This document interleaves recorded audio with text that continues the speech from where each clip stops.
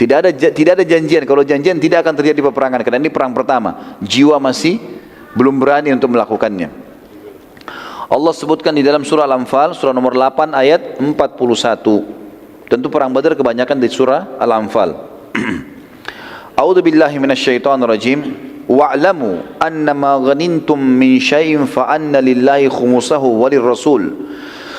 فأن لله خمسه وللرسول ولذي القربى واليتامى والمساكين وابن السبيل إن كنتم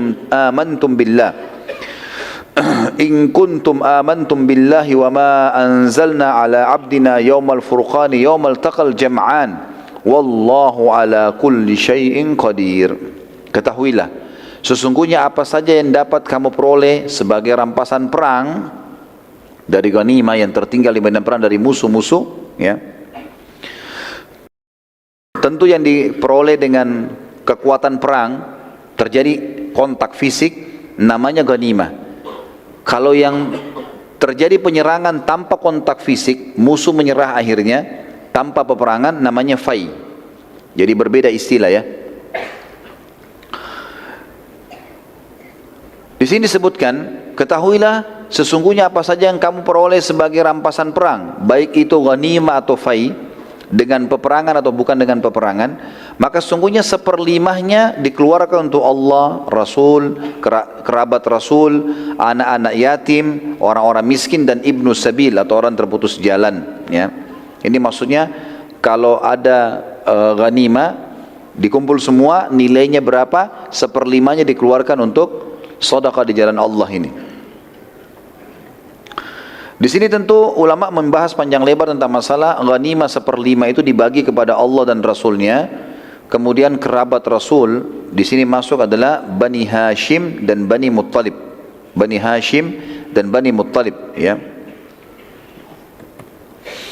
Kemudian juga dibagi kepada anak yatim, fakir miskin dan ibnu sabil. Sedangkan 4/5 dari ghanimah dibagikan kepada orang-orang yang ikut bertempur. Jadi misal ghanimah yang terkumpul 1 miliar dibagi 5, berarti 200 juta gitu kan. 200 jutanya ini dikeluarkan. Di antara yang memiliki hak di situ adalah Rasulullah SAW. Tapi Rasulullah kan sudah meninggal. Maka ini juga yang punya hak adalah kerabat beliau SAW dari Bani Hashim dan Bani Muttalib. Ini punya hak untuk mendapatkan bagian dari ghanimah peperangan. Kemudian juga yang mendapatkan adalah anak-anak yatim, fakir miskin dan orang-orang yang terputus jalan.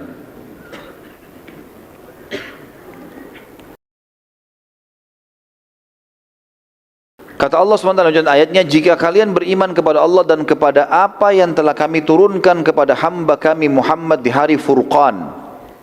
Maksudnya yang turun kepada Muhammad SAW adalah Al-Quran, kemudian juga turunnya para malaikat.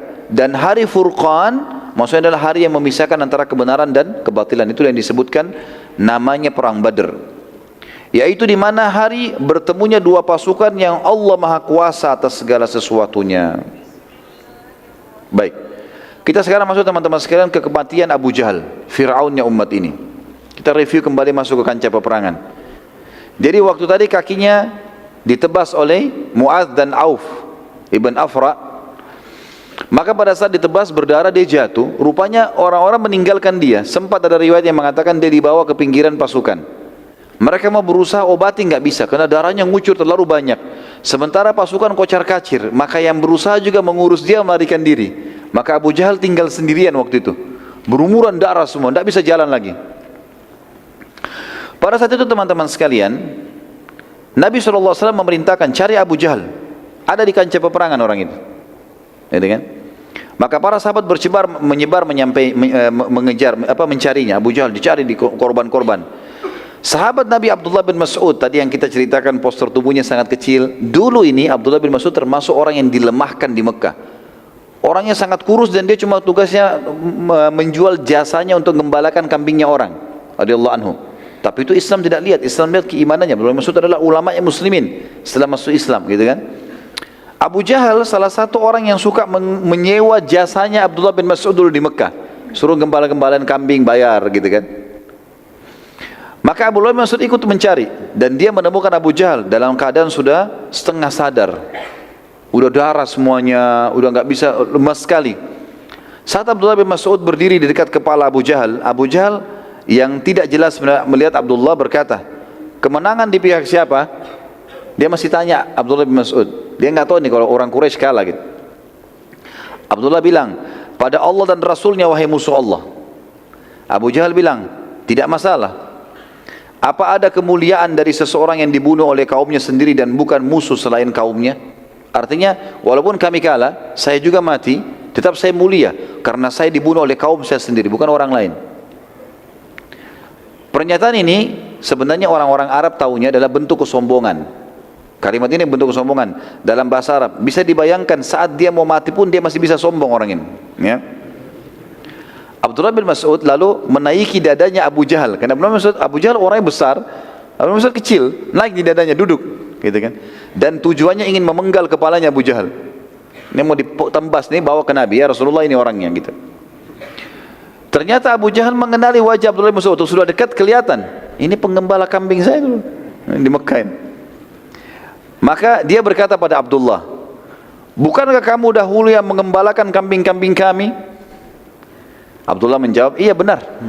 Abu Jahal bilang, sungguh kamu sudah melakukan perbuatan yang sangat tidak pantas dengan orang yang tidak sederajat denganmu wahai pengembala kambing. Jadi sebenarnya ulama bilang, perkataan ini mirip begini, sungguh engkau telah menaiki gunung, perkataan Abu Jahal begini, maaf. Dia bilang, sungguh kamu sedang berada di atas gunung yang kekar wahai pengembala kambing. Perkataannya maknanya begini, sungguh kau sudah melampaui perbuatanmu, naik di dadaku sementara aku di atasan, seperti itulah ya. Maka Abdullah pun tidak sabar lagi, langsung memenggal kepala Abu Jahal dan menarik dari rambutnya dan membawa kepalanya kepada Nabi SAW. Rasulullah SAW sempat waktu itu bertanya-tanya, ya siapa ini? Karena penuh dengan darah, rambutnya ditarik sama Abdullah bin Mas'ud. Kata Abdullah bin Mas'ud, musuh Allah wahai utusan Allah, ini Abu Jahal, gitu kan. Nabi SAW berkata, demi nama Allah yang tidak ada Tuhan yang berhak disembah kecuali Dia, apakah ini benar? Dia Abu Jahal, mati sudah. Kata Abdullah, demi Allah yang tidak ada Tuhan yang berhak disembah kecuali Ia, ini adalah Abu Jahal, saya sendiri yang menebas lehernya ya Rasulullah. Maka Nabi SAW segera sujud syukur gara-gara itu. Ya. Kemudian beliau SAW bersabda saat bangun dari sujudnya, sungguh orang ini Fir'aunnya umat ini. Sungguh orang ini adalah Fir'aunnya umat ini. Makanya dapat julukan Fir'aunnya umat ini. Baik, kita tutup teman-teman sekalian dengan beberapa kejadian antara perang Badar dan perang Uhud. Itu tadi akhir hidupnya Fir'aunnya umat ini adalah Abu Jahal. Beberapa kejadian antara perang Badar dan perang Uhud kena dekat sekali nih. Perang Badar tahun 2 Hijriah, perang Uhud tahun 3 Hijriah. Yang pertama adalah ada proses pembebasan tawanan dulu. Kejadian ini terjadi antara perang Badar dan Uhud, kan? Orang-orang Mekah terus membebaskan tawanan perang. Namun terdapat beberapa orang yang tidak ada yang menebus mereka. Di antaranya ada nama yang pertama, Safih bin Abi Rufa'ah. Ia berkata pada Nabi SAW, aku memiliki harta, maksudnya di Mekah, dan tidak ada kerabatku yang datang membebaskanku, maka izinkan aku kembali ke Mekah, lalu aku akan membayar kalian. Maka Nabi SAW mengatakan, baiklah, pergi, silahkan. Mau dia bohong enggak itu bukan urusan kita, tapi dia mohon, Nabi SAW toleransi, silahkan pulang. Yang kedua, Abu Azzah atau Amr bin Abdillah. Orang ini memiliki banyak anak perempuan dan ia memiliki dan tidak memiliki harta. Maka Nabi SAW membebaskannya, tetapi dengan janji darinya kalau dia tidak akan pernah memerangi Nabi SAW juga muslimin. Nabi tahu orang ini ya hartanya tidak ada, tidak mungkin ada yang tebus, dan semua di Mekah kerabatnya cuma anak perempuannya. Istrinya pun sudah meninggal. Anaknya kalau nggak salah ada 7 atau 8, semuanya perempuan. Maka Nabi SAW kena tahu bebaskan dia. Tapi janji, nggak boleh ikut-ikut lagi kalau ada peperangan menyerang muslimin, jangan ikut. Dia bilang baik, saya janji, dibebaskan. Ternyata ya di salah satu peperangan setelah itu dia terlibat dan dia tertawan lagi. Pada saat Nabi SAW melihatnya, ya, kata dia ya, kalau kalian melepaskanku maka aku janji tidak akan memerangi kalian lagi. Kata Nabi SAW, tidak mungkin dan tidak pantas orang mukmin jatuh di lubang 2 kali. Pernah dengar hadis ini ya? Baik, sebab disebutkannya justru karena kejadian orang ini. Dia menjanjikan 2 kali, namanya Amr bin Abdullah. Ini sababul wurud hadis. Kalau Al-Quran kan ada sababun nuzulnya. Lalu kemudian Nabi SAW memerintahkan agar dia dibunuh. Ya. Kemudian ada juga anaknya Abu Sufyan yang ditebus dengan tawanan seorang muslim yang ditawan oleh Abu Sufyan pada saat tadi umroh. Tapi ini tidak disebutkan oleh buku-buku sejarah siapa yang ditawan ini. Karena anak Abu Sufyan cukup banyak. Tapi akhirnya dibebaskan ke Mekah. Ini kejadian pertama antara perang Badar dan perang Uhud. Sekarang kita masuk kejadian kedua, ada Ghazwat Bani Sulaim dan Ghazwat Suwaik. Ghazwah, saya pernah jelaskan teman-teman, kalau peperangan dihadiri oleh Nabi SAW dikatakan Ghazwah namanya. Peperangan dihadiri Nabi SAW namanya Ghazwah. Kalau peperangan tidak dihadiri Nabi SAW namanya Ma'rakah dalam bahasa Arab. Ya. Kalau pasukan kecil untuk menyerang, mengintai, menakut-nakuti musuh namanya Sariyah. Ya. Waktu itu Abu Sufyan bersumpah setelah kekalahan musyrikin Mekah di Badar bahwa ia tidak akan mandi janabah sampai ia memerangi muslimin. Maksudnya adalah dia mau gauli istrinya, habis itu dia tidak mau mandi janabah sampai dia nyerang muslimin, baru dia kembali lagi, nanti dia mandi setelah itu. Seperti itulah sumpah dia pada saat itu. Maka ia pun berhasil mengumpulkan 200 orang yang kerabatnya ada yang jadi korban di Badar, lalu kemudian mereka berkumpul, lalu segera mereka menuju ke Madinah. Sampai tiba di sekitar Madinah, kaum muslimin tidak tahu kalau Abu Sufyan ini datang. Lalu Abu Sufyan menyurati kaum Yahudi di Madinah agar mendukung dari dalam kota. Yang pertama ia surati dari kaum Yahudi adalah Huyai bin Akhtab. Huyai bin Akhtab. Ya, ini sebenarnya kalau dia hidup, dia mertua Nabi ini. Tapi dia mati terbunuh. Huyai bin Akhtab ini nanti terbunuh di perang Quraidah, Bani Quraidah. Nanti kita jelaskan masalah itu. Tapi dia salah satu pimpinan suku Yahudi di Madinah, yang pada saat itu spontan menolak dan berkata, tidak, aku takut pada Muhammad, tidak mau dukung. Apalagi pasukanmu cuma 200 orang, 1000 aja di Badar dikalahin, apalagi 200 gitu. Dan mau nyerang Madinah, lebih kuat lagi muslimin, gak mungkin. Abu Sufyan lalu menyurati Salam bin Mushkim, salah satu pimpinan Yahudi. Ini juga nanti kita akan bahas, dia akan terbunuh di perang Khaybar. Pada saat itu Salam bin Mushkim mendukung Abu Sufyan. Dia mengatakan, baiklah, saya akan coba mencari tahu informasi tentang tempat senjata kaum muslimin dan kekuatan mereka, dan dari pintu mana kamu bisa masuk. Saat sebagian muslimin sedang lalai di perbatasan Madinah, Abu Sufyan rupanya tidak mau sabar menunggu beritanya Salam bin Mushkim. Maka dia lihat ada muslimin punya perkebunan kurma di luar Madinah, keluar dari pintu gerbangnya Madinah, keluar, ada yang mengembalakan kambing di luar. Karena dia tidak sabar, maka dia menyerang itu. Dia kan tadi janji, dia tidak mau mandi janabah sampai dia menyerang muslimin. Yang penting serang saja, mau kalah mau menang, pokoknya nyerang. Nunjukkan kepada orang Mekah kalau dia bisa menyerang Madinah, karena orang Mekah sudah putus asa, nggak ada lagi yang mau menyerang Madinah waktu itu. Maka pada saat itu Abu Sufyan menyerang beberapa pemilik kebun kurma yang di pinggir, di luar gerbang Madinah, dan juga para pengembala. Karena jumlah mereka sedikit, akhirnya mereka berhasil dibunuh oleh Abu Sufyan. Dan salah satu dari orang tersebut, beberapa orang tersebut selamat, tapi yang dibunuh satu orang oleh Abu Sufyan. Dan Abu Sufyan mengambil miliknya orang muslim itu, pedangnya, ya, alat-alat cangkulnya segala macam diambil, dibawa ke Mekah. Pada saat berita tersebut didengar oleh Nabi SAW, Nabi SAW segera membentuk pasukan dan mengejar Abu Sufyan dengan pasukannya tadi. Pengejaran tersebut dipimpin langsung oleh Nabi SAW. Dan ini disebut dengan Ghazwah, karena Nabi ikut sendiri ya. Dan dikatakan Ghazwah Bani Sulaim dan atau Ghazwah Suwaik. Tadi mungkin saya keliru mengucapkan di awal, jadi bukan 2 peperangan tapi satu, Ghazwah Bani Sulaim atau Ghazwah Suwaik. Sebabnya dikatakan ini kenapa? Karena nama kurma yang banyak dibawa oleh Abu Sufyan pada saat itu adalah nama kurma yang dikenal dengan nama Suwaik. Dan mereka makan kurma lalu bijinya dibuang-buangin. Nah, karena Abu Sufyan waktu lari dikejar banyak biji kurmanya Suwaik, maka diistilahkan dengan Ghazwat Suwaik. Karena kurma-kurma tersebut menjadi beban bagi Abu Sufyan dan pasukannya, maka untuk melarikan diri ke Mekah, maka mereka melepaskan itu.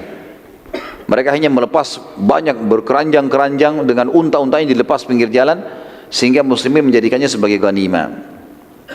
Dan akhirnya Abu Sufyan berhasil lolos ke Mekah dan Nabi SAW kembali ke Madinah karena sudah jauh jaraknya. Di antara kejadian besar yang terjadi adalah antara Badr dan Uhud adalah pernikahan Ali bin Abi Thalib radhiyallahu anhu dengan Fatimah radhiyallahu anha. Di saat itu terjadi pernikahan di akhir tahun 2 Hijriah. Juga yang terjadi hal yang besar berhubungan dengan rumah tangga Nabi SAW adalah meninggalnya istri Uthman bin Affan, Ruqayyah radhiyallahu anha. Pada saat itu meninggal. Dan kita sudah pernah jelaskan pada awal peperangan Badr kenapa alasannya Uthman tidak ikut perang Badr. Dan waktu pulang Nabi SAW mengatakan Uthman termasuk orang yang mendapatkan pahala Badr dan juga mendapatkan ghanimah Badr. Karena dia tadinya sudah bersiapkan untuk perang, dia juga sempat biayai perang Badr. Ya, dia sempat biayai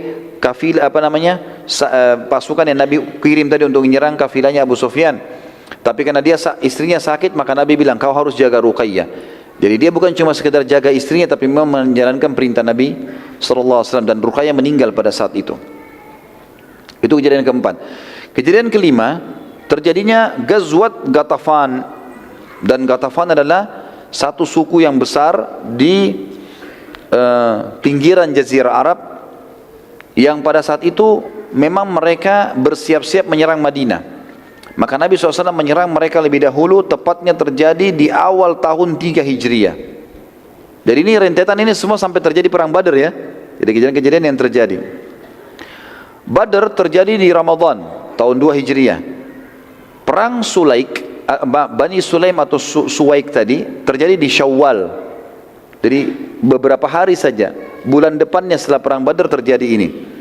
Zulqa'dah sampai Muharram tidak ada peperangan, dan bulan Safar pada saat itu di tahun 3 Hijriah Nabi SAW menyerang Ghatafan.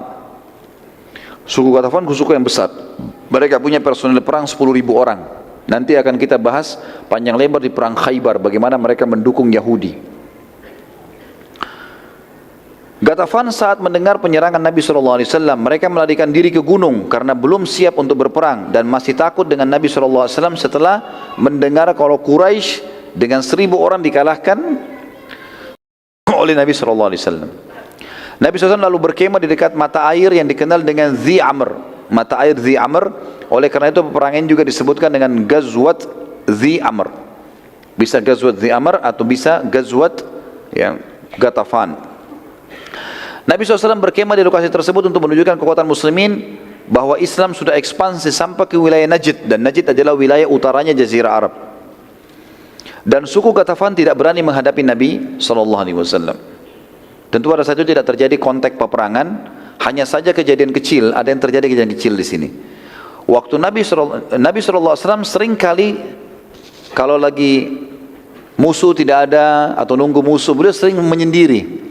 Nabi SAW suka menyendiri, baik di kemahnya, di bawah pohon, dan beliau tidak suka kalau ada yang jaga.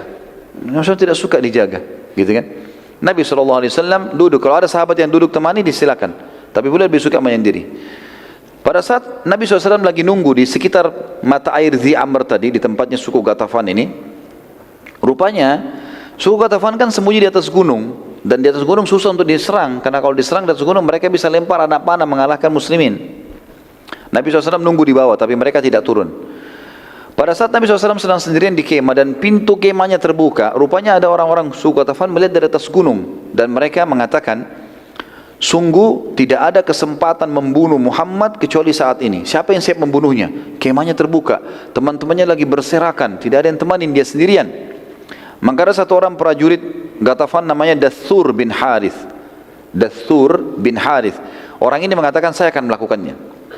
Maka dia pun turun menyelinap di antara pasukan muslimin, dan pada saat itu Nabi SAW lagi tertidur. Tiba-tiba dengan kelelahan tertentu, Dathur bin Harith tanpa diketahui oleh muslimin sudah ada dalam kemah Nabi SAW, dan luar biasanya dia sudah berada di atas kepala Nabi SAW dan sudah henuskan pedangnya dan diletakkan di leher Nabi SAW. Orang ini sudah di situ, di kemah Nabi. Sahabat pun kalau mau tolong bagaimana caranya mau tolong ini? Sudah susah.